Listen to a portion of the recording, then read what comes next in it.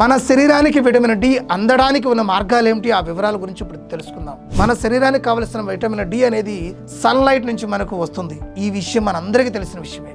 కానీ కేవలం ఒక కాంతి కిరణం మన చర్మంపై పడితే అది విటమిన్ డిగా ఎలా మారుతుందని ఎప్పుడైనా ఆలోచించారా? దీని వెనుక అద్భుతమైన సైన్స్ దాగి ఉంది. ఆ సైన్స్ ఏమిటో ఈ వీడియోలో మనం తెలుసుకుందాం. మన కంటికి కనిపించే దేవుడు సూర్య భగవానుడు. అందుకే సూర్యుని ప్రత్యక్ష భగవానుడు అని కూడా అంటాం, ఆది దేవుడు అని కూడా మనం పిలుచుకుంటాం.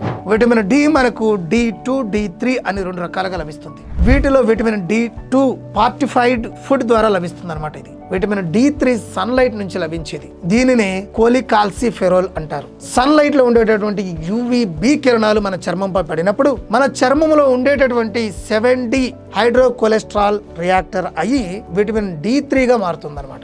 ఆ విటమిన్ D3 శరీరంలో ఎముకలకు బలాన్ని ఇచ్చే కాల్షియం, పొటాషియంను గ్రహించడానికి సహాయపడుతుంది.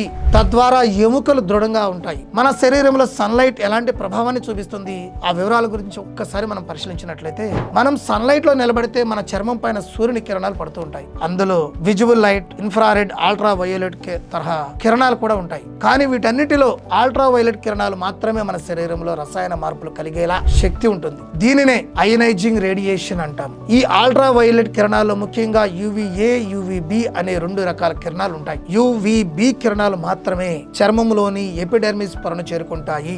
ఈ పొరలోనే మనకు ప్రోవిటమిన్ D3 గా పిలువబడే 7D హైడ్రోకొలెస్ట్రాల్ ఉంటుంది. చర్మంలో ఉన్నటువంటి ప్రోవిటమిన్ D3 పై UVB కిరణాలు పడగానే ఈ ప్రోవిటమిన్ D3 అనేది ఈ ఫ్రీ విటమిన్ D3 గా మారి మనకు విటమిన్ డిని సంపూర్ణంగా అందించడం జరుగుతుంది. అసలు మన శరీరంలో D3 పాత్ర ఏమిటో ఇప్పుడు చూద్దాం.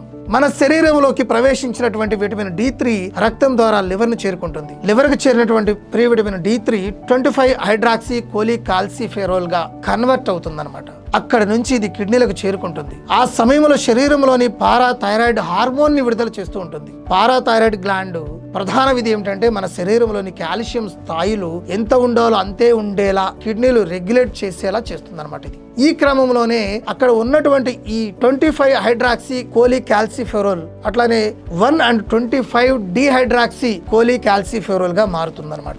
సన్లైట్ కాల్షియం గా మారడం అనేది ఏంటో ఒకసారి చూద్దాం. అసలు సన్లైట్ కాల్షియం గా ఎలా మారుతుంది అన్నది ఒక పెద్ద ఆశ్చర్యకరంగా ఉంది కదండి. దాని గురించి ఒకసారి చూద్దాం.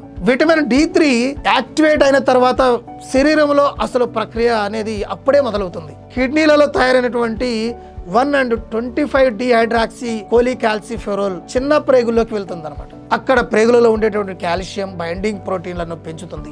దీంతో శరీరంలో కాల్షియం అబ్జార్ప్షన్ బాగా పెరుగుతుంది. తద్వారా మన రక్తం ద్వారా శరీరం అంతటికీ కాల్షియం అందుతుంది. ఈ విధంగా సన్లైట్ మన శరీరానికి కాల్షియం అందేలా సహాయపడుతుంది. మనిషి శరీరం అనేది ప్రపంచంలోనే అత్యంత క్లిష్టమైన మెషిన్ అనడానికి ఇంతకన్నా గొప్ప ఉదాహరణ అవసరమే లేదు మనకి. ఇది మన శరీరం సన్లైట్ ను ఉపయోగించుకొని విటమిన్ డిని తయారు చేసుకోవడం వెనుక ఉన్న అస్సలు మ్యాజికల్ సైన్స్. సరిగ్గా గమనిస్తే మన శరీరంలో మనకు తెలియని ఎంతో సైన్స్ దాగి ఉంది. కాబట్టి రోజుకి 10-15 నిమిషాల పాటు ఎండలో గడిపినట్లయితే మన శరీరానికి కావలసినటువంటి విటమిన్ డిని పొందుకొని మన ఆరోగ్యాన్ని కాపాడుకునే అవకాశాలు ఉన్నాయి. దీన్ని గమనించగలరు. Thank you. అందరికీ నమస్కారం.